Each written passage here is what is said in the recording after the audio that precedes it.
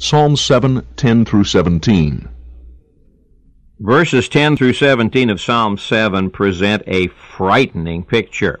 Now, when you read them, you discover that God is angry, and you read about swords and arrows and pits, and you read about death and ditches. It's not a very pretty picture. God is judging sin. You see, in Psalm 7, David is praying about his persecutors. He's saying to God, "O Lord, they're accusing me of doing something I didn't do. They're lying about me." That's a tough thing to take. They lied about the Lord Jesus, didn't they?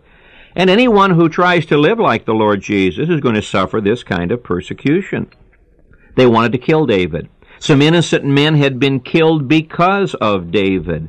And David is praying that God will first of all cleanse his own heart. He says, "Examine me, look at me, test me. I want to be sure I have integrity." He uses that word integrity in verse 8.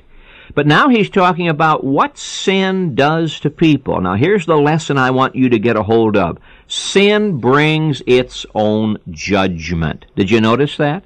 Sin brings its own judgment. Verse 14, "Behold, he," the persecutor, "travaileth with iniquity, and hath conceived mischief, and brought forth falsehood."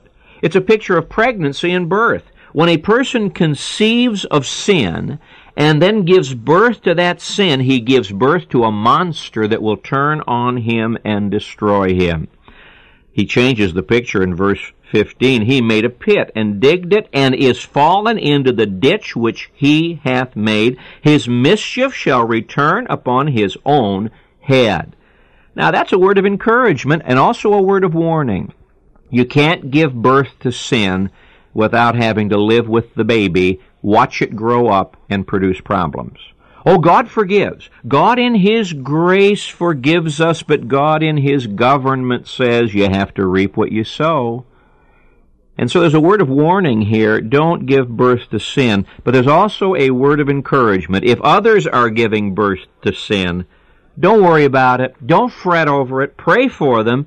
And just remember, sin has a way of becoming a monster that destroys.